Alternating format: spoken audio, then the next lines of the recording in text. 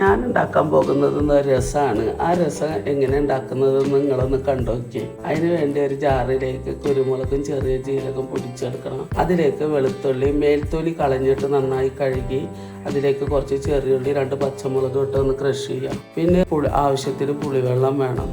എന്നിട്ട് ചട്ടി അടുപ്പിലേക്ക് വെച്ച് ഫസ്റ്റ് ഉലുവ കടുക് ഇട്ടിട്ട് ഒരു തക്കാളി മിക്സിയിലിട്ടിട്ടൊന്ന് അടിച്ചെടുക്കണം.